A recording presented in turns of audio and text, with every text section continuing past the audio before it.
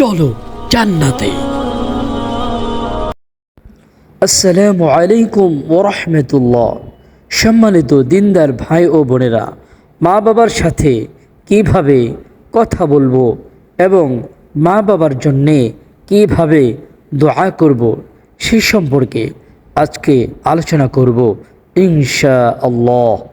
আল্লাহ রাব্বুল আলামিন ইরশাদ করেন, বিসমিল্লাহির রহমানির রহিম।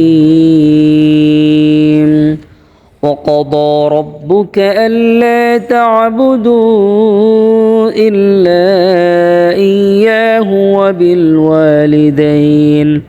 وبالوالدين إحسانا إما يبلغن عندك الكبر أحدهما أو كلاهما فلا تقل لهما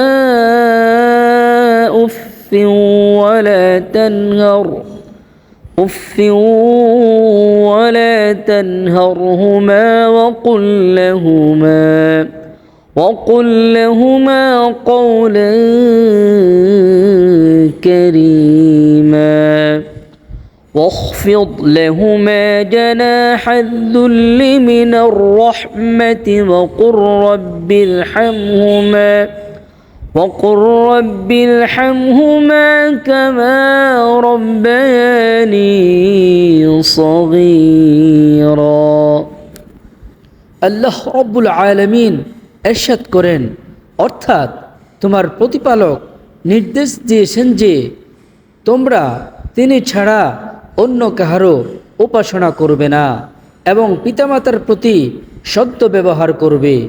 তাদের একজন অথবা উভয়ই তোমার জীবদ্দশায় বার্ধক্যে উপনীত হলে তাদেরকে বিরক্তিসূচক কিছু বলবে না এবং তাদেরকে ভর্ৎসনা করো না, বরং তাদের সাথে বলো সম্মানসূচক নম্র কথা।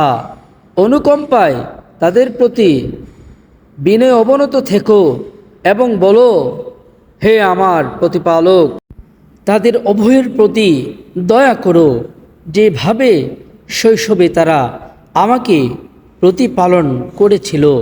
সূরা বনী ইসরাঈল 23 থেকে 24 নম্বর আয়াত।